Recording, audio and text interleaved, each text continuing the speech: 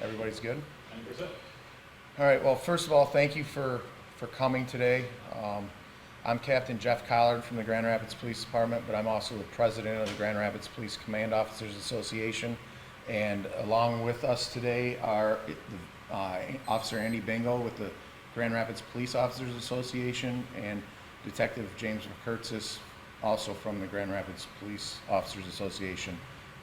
Andy is the president of their association and James is the vice president. The way today will work is that we've got a prepared statement that both unions would like to make based on some of the recent dialogue that's been taking place, not just locally, but across the country, but we're trying to keep it specific to here in Grand Rapids. And then we can open it up after we get done with the statement for some comments or some questions if you guys have anything that you'd like clarified. So we'll get started with our statement. So first of all, good afternoon and thank you for being here. We would like to take a few minutes to respond to recent discussions about defunding the Grand Rapids Police Department. Before starting our discussion, we would be short-sighted not to acknowledge that our community is in crisis. There are frustrations about incidents across the country involving law enforcement. There are frustrations by the members of both the Grand Rapids Police Officers Association along with the Grand Rapids Police Command Officers Association. However, we believe the individuals who are the most frustrated in our community live in neighborhoods that either do not consistently see the police or in neighborhoods that are experiencing significant increases in violent criminal activity. The Grand Rapids Police Officers Association and the Grand Rapids Police Command Officers Association does not condone criminal acts committed by police officers. But we also believe we need to transparently address the violence we are currently experiencing on behalf of our residents who we have not heard anybody support. Please be clear, the residents mentioned above who continue to call the Grand Rapids Police Department for help will be disparately impacted if the Grand Rapids Police Department is in fact defunded. The primary local discussion has been surrounding the return of the Grand Rapids Police Department's general operating fund portion to 32% from approximately 39%. This reduction equates to $9.4 million in reductions. This is on top of our previous reductions that equated to over $2 million. This reduction will obviously be multifaceted, but with 80% of our budget consisting of personnel costs, there would be a significant reduction in sworn personnel. To equate $9.4 million strictly to police officers, it equates to approximately 78 of our 298 officers.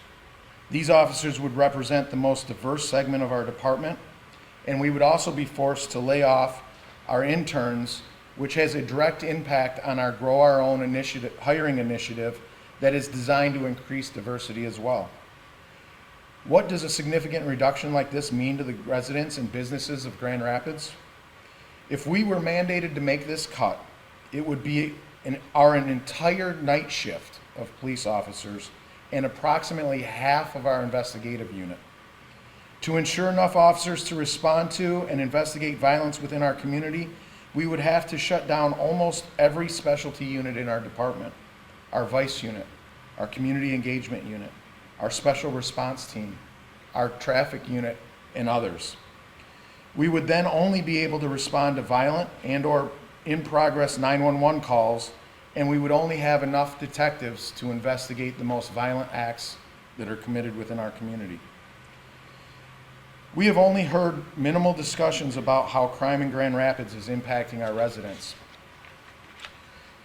To put this into context, there have been 17 individuals violently killed up to this day in 2020 in our city. This is the same number of people murdered all of last year. More importantly, that is 17 different tragedies for the friends and families of these victims. Further, in the first quarter of 2020, violent crimes have increased nearly 10.9%, and gun crimes are up 32.3%. More specific, the willful killing with guns has increased 400%. Weapons firing incidents have increased 80%, and murder attempts have increased 14.3%. We have also been experiencing consistent incidents with large groups of individuals who have unlawfully been interfering with traffic in different major intersections in our city. We have received calls about guns being fired in and or around these groups. Further, these groups have interfered with and delayed responses to medical, fire, and police emergencies in the vicinity of these intersections. Due to call volumes and current staffing levels, the GRPD personnel that were on duty at the times were not able to adequately address these obvious safety hazards within our community. The Grand Rapids Police Officers Association and the Grand Rapids Police Command Officers Association are fully aware that it is up to our community to determine how they want to be policed, and we agree with that. Today, however, we are simply trying to provide information directly to our residents and businesses. If the outspoken minority that are demanding that Grand Rapids Police Department return to 32% of the budget are the only voice that is being heard, we are in absolute fear the ability to keep our community as safe as our department and our citizens have come to expect will be in jeopardy. At this point, that concludes our prepared statement, and we're more than willing to try to address any questions beyond that statement that you may have. I guess the point of what folks are talking about, the funding the department are asking is they want to see just a change in the way that the city responds to different situations. And we know from police, a lot of your work is social work. It's not always drawing a gun and running up on a house. It's talking to people.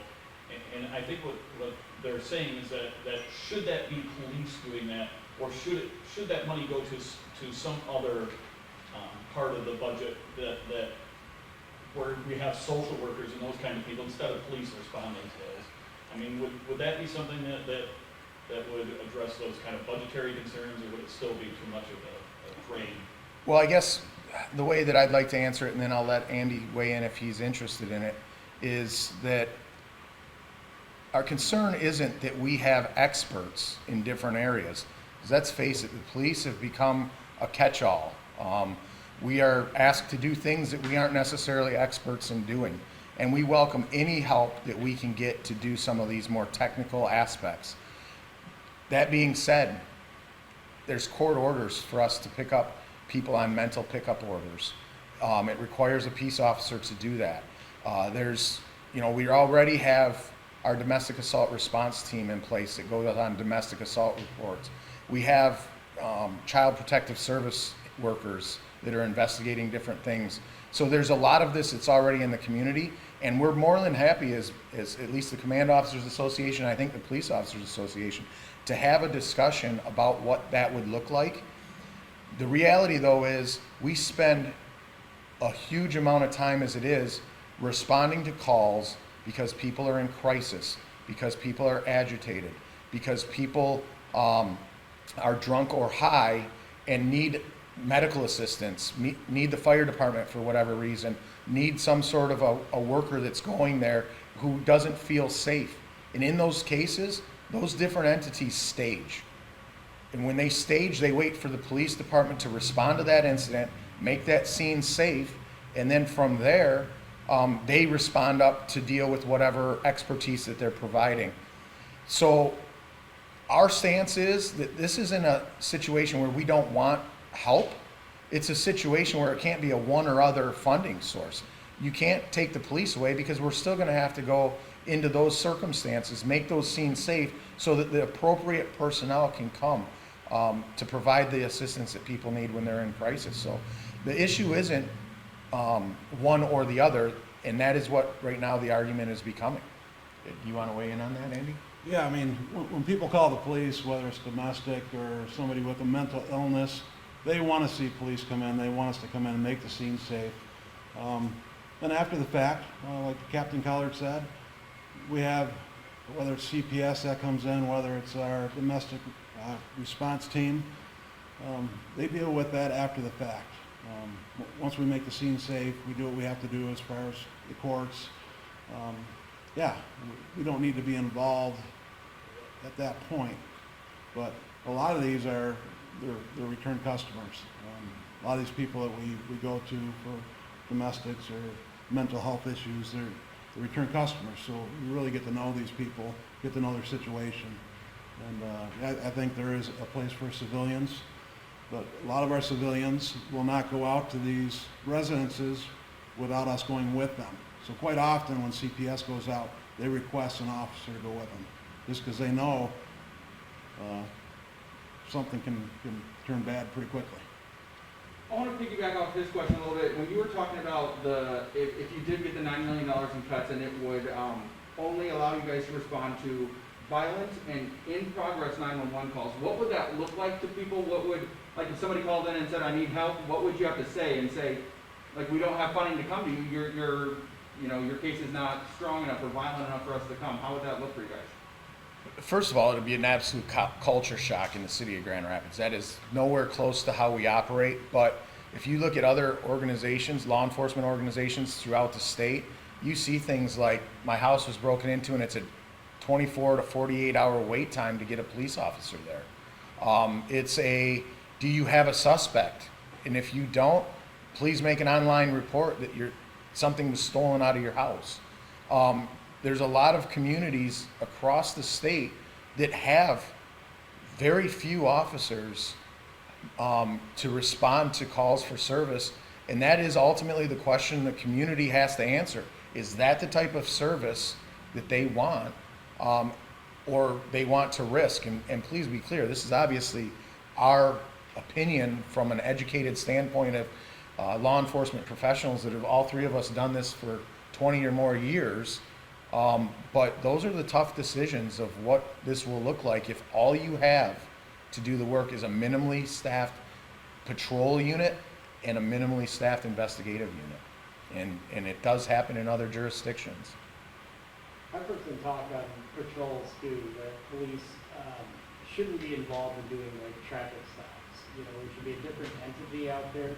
You know, say you catch somebody speeding, you radar them, and it's, you know, like an unmarked car, you take down their license plate number, you send them a ticket in the mail. Have you heard any talks about that type of thing? I have not heard anything that would be similar to that exact thing, no. Well, it's more because you get a lot of traffic stops where a lot of this stems from, you know, we pull somebody over and a lot of these traffic stops turn bad.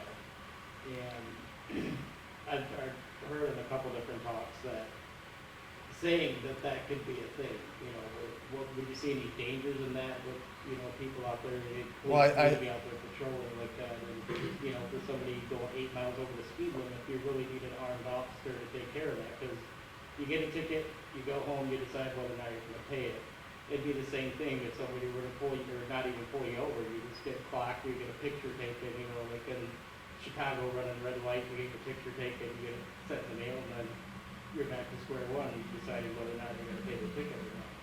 Well, Andy is a traffic investigator, so I'll let him speak more expertly, but I'll tell you just from 20 years of doing this job, having police officers out in the community making traffic stops for traffic violations is absolutely critical, in my opinion. Every time you make a traffic stop, there's an opportunity that it could go wrong, but it's also an opportunity for a positive interaction where our personnel can treat somebody with dignity and respect, regardless of what their behavior was, driving-wise, beforehand. And then from there, everybody who's driving by that traffic stop is reminded that the police are out enforcing traffic laws. They see the overheads, and it makes them think, gee, the police are out, I probably need to be careful. That, for me, is anecdotally, but I'll let Andy speak to the expert side of what impact violent car crashes have in our city if we weren't out doing traffic enforcement. I work in the traffic division. There's 4 of us plus a sergeant. When we're not investigating hit and run accidents and investigating fatal accidents, we're out writing tickets in high traffic crash areas. The thing about mailing a ticket or being caught on camera like we do in Chicago and mailing a ticket, it takes the discretion out of it. You got nobody that you can talk to. I let so many people off the hook from writing a ticket based on maybe they're having a bad day or maybe they can't afford the ticket. That right there is great PR. It lets the people of Grand Rapids know that we do care. We're just not robots out there. And I tell you, speeding is a very serious thing, especially after the whole COVID. Everybody thinks all the local roads are highways. And it's dangerous. That's our number one complaint in Grand Rapids is traffic. That's where we have the most interaction. Most of it's positive. And like I said, I make hundreds a year traffic stops and very few, if any, problems. Just because you talk to the people and you're able, I would say 98% of the time they're thanking me when I hand the ticket. Would that mean that 98% of the time you wouldn't need a sworn officer with a weapon to respond to that? I mean, if they're mostly positive interactions, I think the point that sort of the community is making is why have someone with a gun there? Because state law requires law enforcement to make traffic stops at this point and to manage any traffic-related issues in terms of shutting down streets and those sorts of things. State law requires us to be out there doing those things. There's not the capacity at this time for somebody else to be doing that work. People will say that there are other areas you can cut other than personnel, and then I think one place where people kind of fixate on is armament, guns and the personnel units they see out there, what people characterize as kind of the paramilitarization of the police force. And is that a reasonable area that could be reduced rather than personnel? And are there other areas other than personnel that could be reduced? Well, I can give you a brief overview. In terms of our budget, we've got essentially 80% of it is personnel, like I stated earlier. The other 20% is non-personnel costs. Of that, approximately $11 million is things that we're either contractually obligated to pay for, body armor, our body cameras, our in-car video, things like that we have to pay for. A huge chunk of that $1 million, about $5.3 million, are fees that other departments in the city of Grand Rapids charge us. $290,000 to park our personal vehicles when we come to work, as an example. What we pay to have access to our facility or our fleet, things like that. When you take all of that into account, we've got about $2.5 million out of our total budget that is quote unquote discretionary to some degree or another. That's what we use for supplies, that's what we use for equipment, that's what we use for protective equipment, that's what we use for training funds, those sorts of things. So when you're talking about kind of discretionary things, a very small portion of our budget is that item. As you probably have seen on different incidents in terms of armament, and I assume you're talking vehicles and the such, the Grand Rapids Police Department has one armored response vehicle. That has been repeatedly utilized to keep our officers safe, but more importantly, it's been utilized hundreds of times since we've had it to safely extract people out of areas where there's potential gunfire. The reality of our society is you still have acts of active violent incidents that are occurring. We went over the amount of gunfire that's taking place within the city of Grand Rapids right now. You've seen some of the more high profile incidents we've dealt with over the last several years, and that equipment keeps our officers safe ultimately so that they can go out and keep our citizens safe. The idea isn't that it's just about us. We have a hierarchy of life, and innocent people that are in the area, we need to have the capacity to keep them safe. Victims, we need to have the capacity to keep them safe.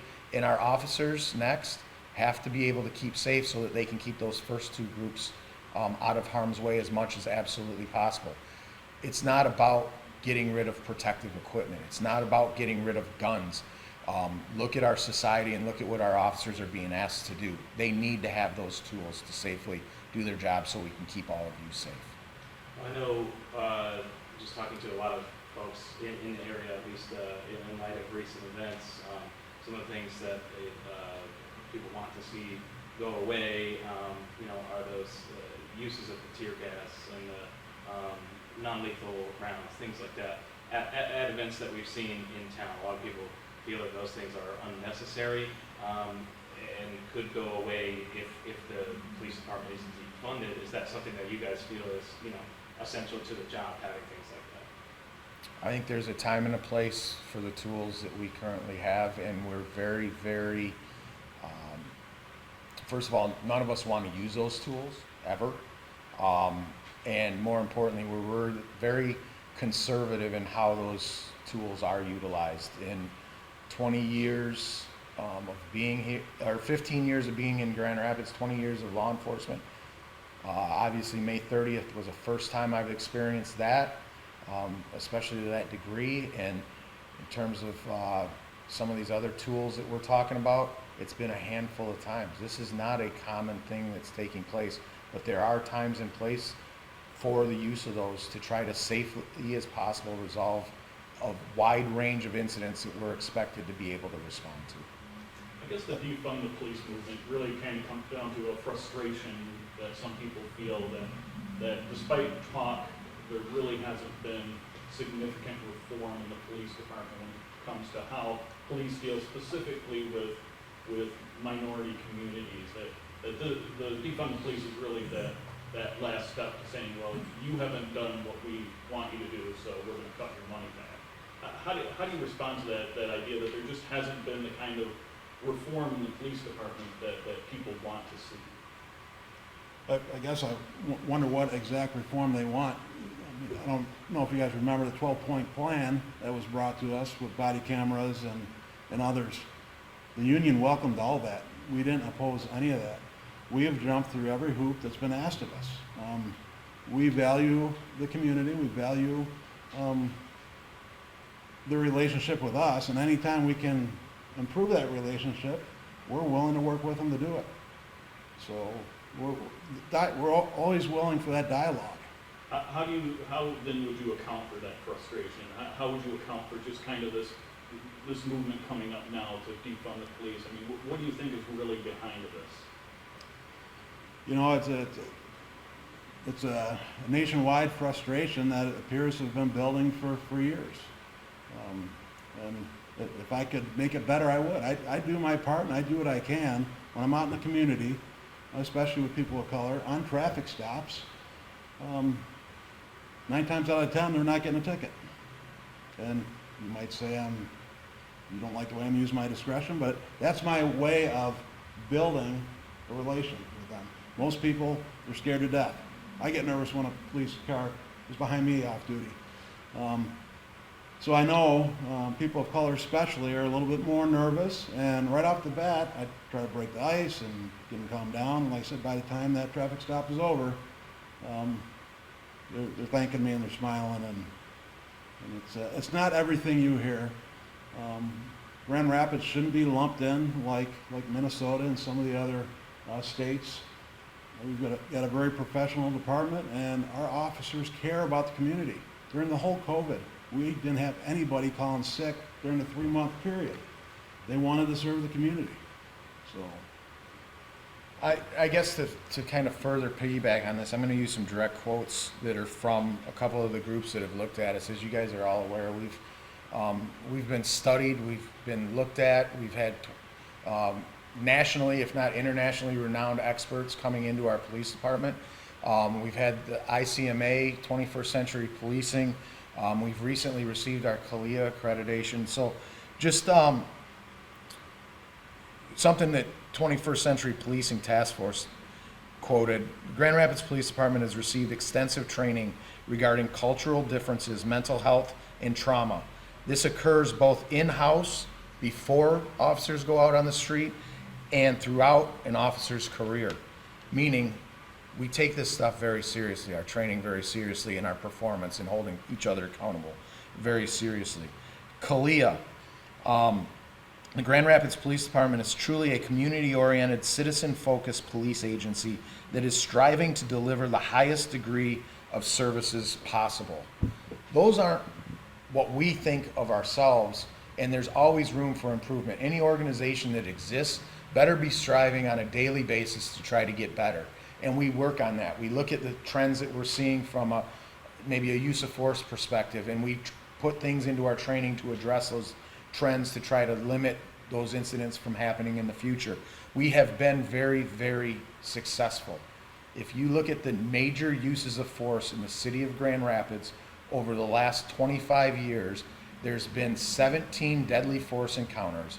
We've unfortunately been in a position where we've killed 4 individuals. Of those 4 individuals, 3 of them were actively shooting at our officers and the other one was actively pointing a gun at them. That is not the narrative that is taking place in the city right now. We welcome any dialogue. We will talk to anybody that wants to talk to us about this. We can't do it in the middle of Fulton and Division while people are throwing rocks and bottles at our officers. We can't do it on Monroe Center when we have people throwing large explosive devices that explode as fireworks, homemade or commercial grade, at our officers' feet. That's not the way to get change. It's a method. We can respect free speech, we respect the protests, but those aren't the ways to get the police department to the table to have a very difficult decision. Not dismissing the frustrations by any stretch of the imagination. We said it in our prepared statement. If you break the law, look at how difficult it's making it for our men and women in our department. If you want to break the law and wear this uniform or wear any other uniform, you should go to prison. You should still maintain your rights just like any other citizen.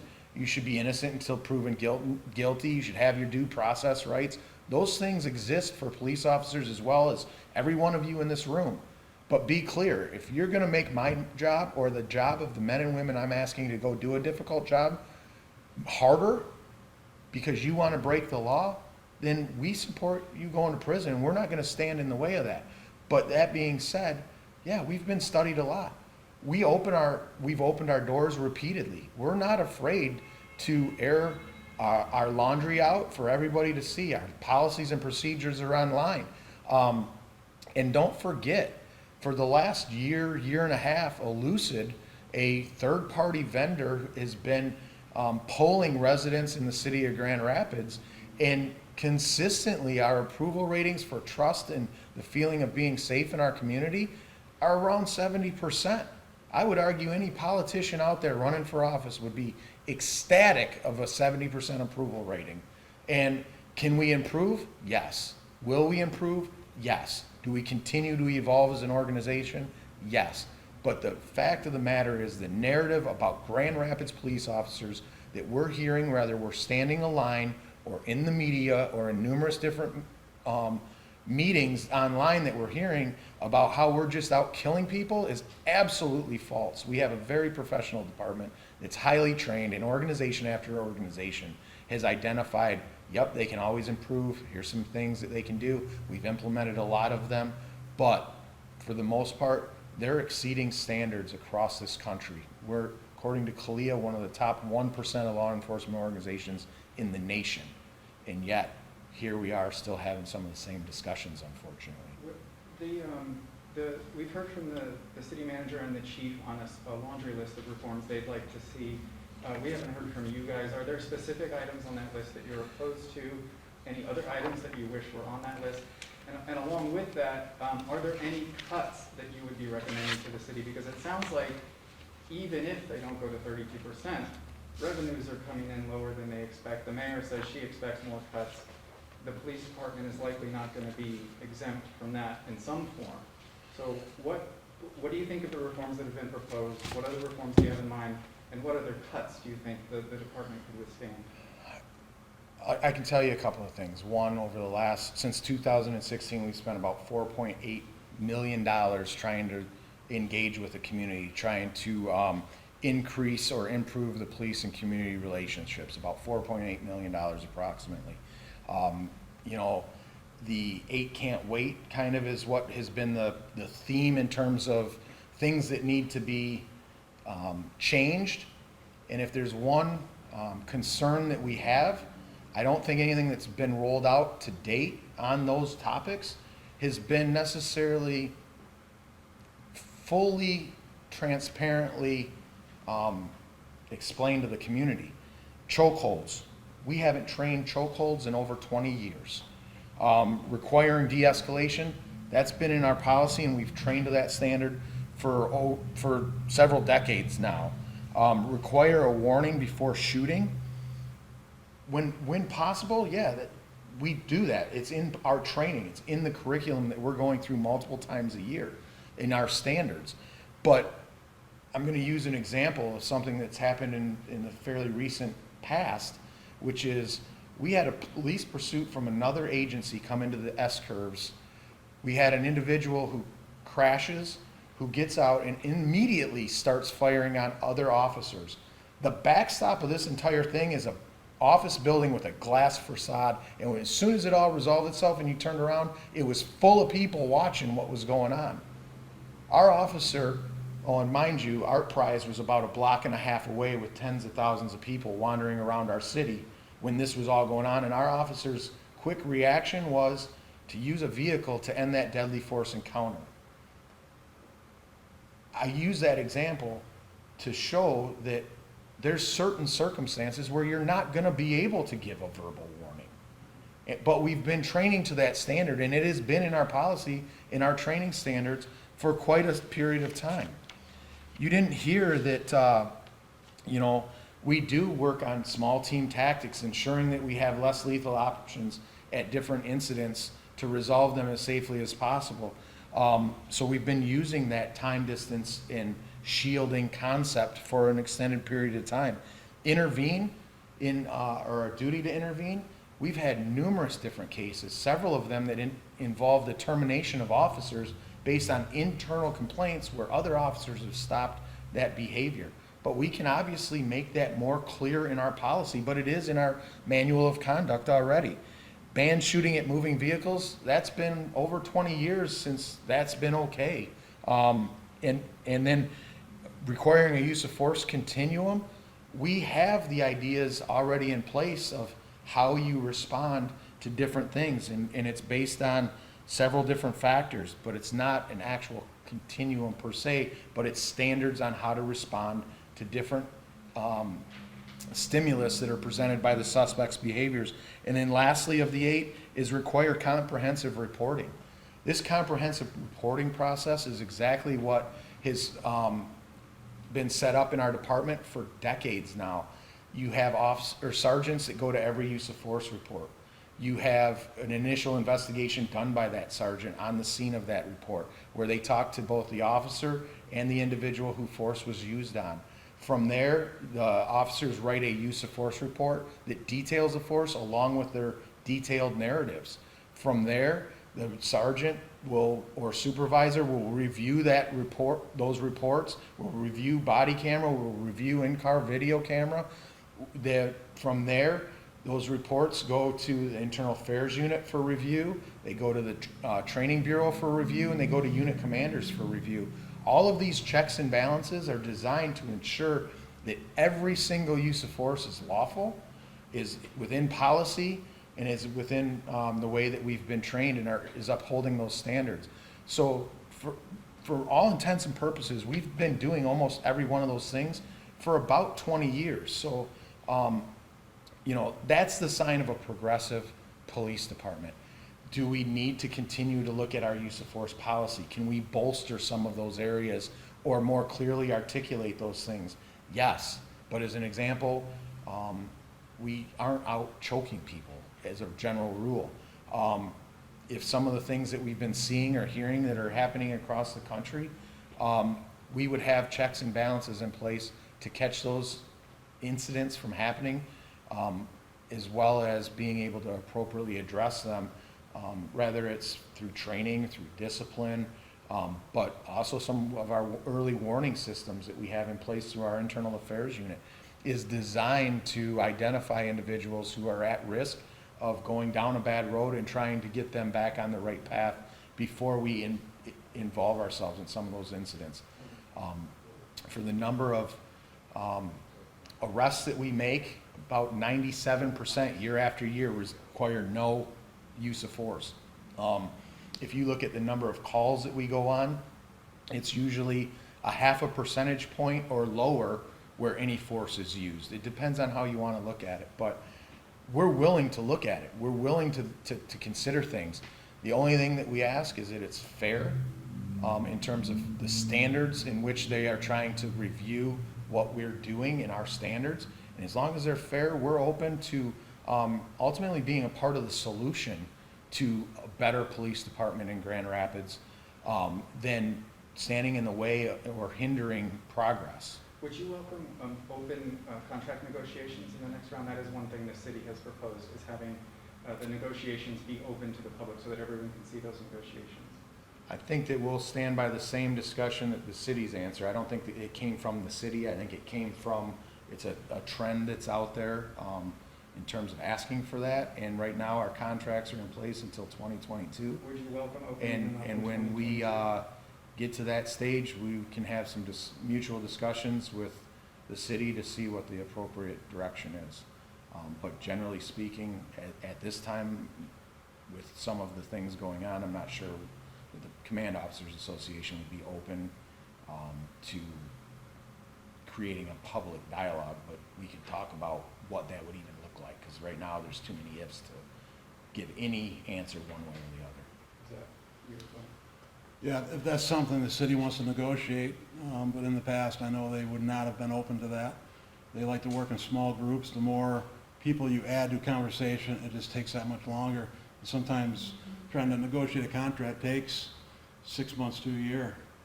And if you add more people that don't understand city budget and basically contract language, it could just complicate and slow things down. It's kind of unusual for the union to have something like this, a press conference like this. Why did you decide to do it this time? Why isn't this coming, I guess, from the chief? To answer your question, you would have to ask the chief of police. This is fairly rare to do, but even more importantly, it's pretty rare that we're doing it and there's not some sort of grievance that we're filing. We're simply trying to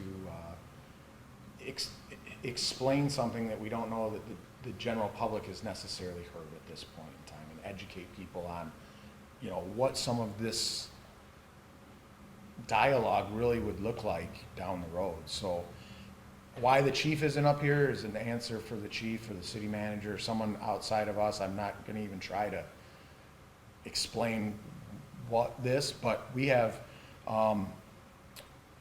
about 298 sworn, about 105 civilians in the Grand Rapids Police Department that are absolutely afraid that they're going to lose their job because there's a group of individuals who are angry at the police locally and nationally for doing nothing more than what we've asked them to do. And somebody needs to try to explain and educate people on the facts on their behalf so that they can try to put their mind at ease. Because not only is it the employees that we represent, it's also their families, their children. We have a lot of people that have, it's life. And we have an obligation to our members to do everything within our power to try to stave that off. There's a huge difference between a financial crisis, whether it's going back to the COVID, economy being shut down, or 2010 when we did layoffs as a result of the fiscal crisis or the Great Recession. This is something totally different. They're looking at potentially losing their jobs for doing their jobs and doing them very well here in Grand Rapids. The men and women at GRPD love this community. Like I said earlier, during COVID, they were going around nonstop birthday parties. I mean, you guys have all covered positive stories. There's way more positives than negatives. And you don't see the walk-offs in Grand Rapids from law enforcement like you're seeing across the nation. People are fed up and they're walking away from their jobs to prove a point. Our members, the men and women of our associations, they love this community so much that they're willing to come to work during this time. And it is a tough time. First time in 30 years in law enforcement, my wife is actually afraid for me to come to work. So Just to be clear, just really quick on what you guys said. So if the city does want to negotiate an open public dialogue for your contracts in 2022, you guys would be in favor of at least talking about that option? we're always open to talk to anything, about anything. We would be willing to talk to the city about what that would look like. Okay. I believe Mark Washington mentioned the other day that he was meeting with some union officials. The commissioner asked him about it. Were you guys at that meeting? Did it go well? Or? Unfortunately, some family and some work conflicts came up, so we had not had that discussion. It was originally planned, we had asked for it, but some things got in the way of holding it. Hopefully, we can do that in the near future. Any other questions? All right, well, thank you for